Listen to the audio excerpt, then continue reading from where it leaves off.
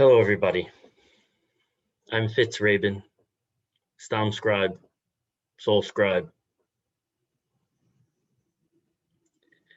There's a well-known custom to study a chapter of Pirkei Avos, the ways of our fathers, every Shabbos in the 6 weeks, between Pesach and Shavuos. This coming Shabbos, we will study chapter 3. And in chapter 3, there is an interesting teaching in the name of Rabbi Akiva. Rabbi Akiva said, "V'nifroin min ha'adam midaita v'shalom midaita," that from above, retribution is taken from man with his knowledge or approval, and even without.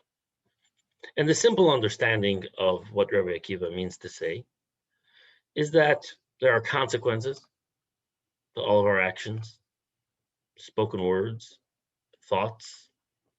The lives that we live elicit a particular response and a particular reaction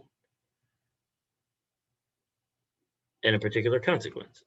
And sometimes it's with the person's own approval.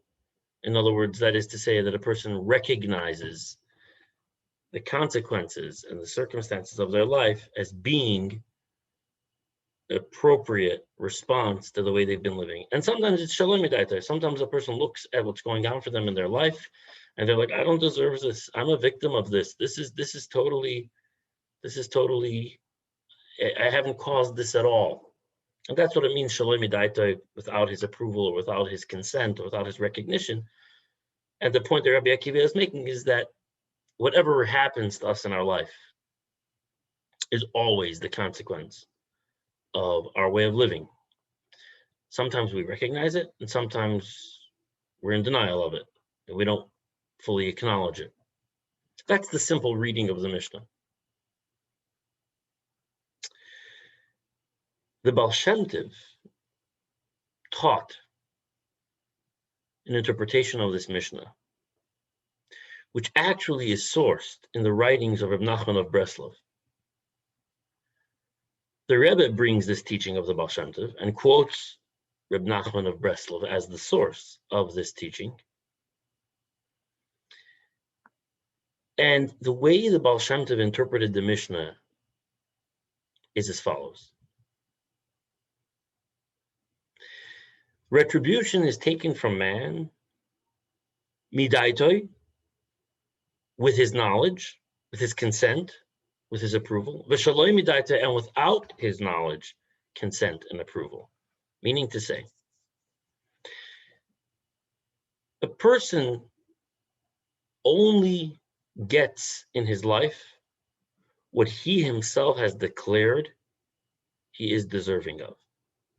No punishment, no negativity, no misfortunes befall man without their own having decreed it, without their own having ordained it, except that very often the ordaining of this fate is without them realizing that that's in fact what they're doing, ordaining their own fate. How so?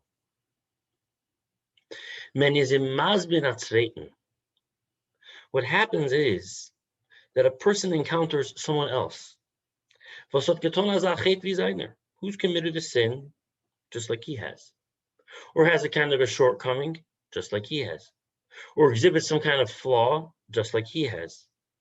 In other words, the universe, God, Providence is going to orchestrate things that a person will encounter another person who displays a flaw, a shortcoming, a sin, some negativity, whatever it is, that actually parallels the sin, a shortcoming, or a flaw of oneself. And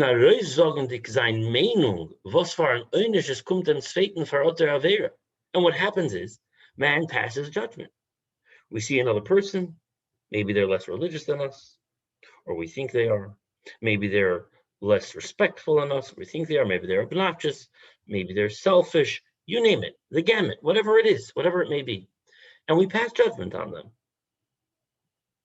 We judge them, we come to a conclusion, and maybe we say that they're deserving of this, that, or the other. And in that very moment, in that very process, one is in fact passing judgment on themselves. One is in fact ordaining that they themselves are worthy and deserving of whatever punishment or negativity or harshness it is that they spoke is appropriate for the other person. And then that negativity, that consequence, that punishment befalls the person. And this is what Rabbi Akiva means when he says that retribution is taken from man with his willingness, with his knowledge, and without his knowledge. It's with his knowledge, because the person intentionally actually ordained this punishment or this negativity on the other person. Little did he realize that whatever it was that he saw in the other person was only a reflection of negativity that lives in him. And in his speaking and passing judgment of the other person, he inadvertently passed judgment on himself. So anytime we're observing something in someone else and it elicits within us some impulse to pass a judgment on them, the Baal Shem Tov is making us alert that the way the universe works is that we are actually in that moment passing judgment on ourselves. And through passing that judgment, we bring that very judgment upon ourselves and into our life. And through withholding the passing of judgment on another person, we prevent that possible negativity from befalling us. Very interestingly, that Reb Nachman of Breslov, when he quotes this teaching of the Baal Shem Tov, he really hones in on this. And he points out, this is a very deep thing, the way every man is asked to pass judgment. Because in every spoken word and every story or anecdote that a person hears about someone else, there will actually be very deep things embedded in those things that he's hearing. And a person has to be very careful not to pass judgment until he is extremely thorough, because he endangers his own life. In other words, we hear things about other people, gossip, slander, negativity, unflattering things. And we oftentimes live in this kind of casual way that this is just circumstantial. We happen to be hearing something about someone else. It's all about the other person. It's not a conversation about ourselves. And in fact, what the Baal Shem Tov is alerting us to is, no. Anything you hear, any opportunity you have to weigh in on someone else, know that it's in fact your own shortcomings and your own flaws in some form or another that are simply being projected back to you, that are being reflected back to you in the stories or the gossip or the anecdote or the information that you're hearing. There's depth embedded in that. So when you go ahead and pass a judgment, you're inadvertently passing a judgment on yourself. So this is an invitation on the part of Rabbi Akiva in the Mishnah, on the part of the Baal Shem Tov, brought to us by Reb Nachman of Breslov, and taught to us by the Rebbe, to live a life of awareness, of alertness, and of openness. When we hear things about others, know that we are in fact hearing only about ourselves. And when we pass judgment on others, we are in fact passing judgment on our own ugliness that in that moment happens to be being reflected back to us in the appearance of embodiment in the other.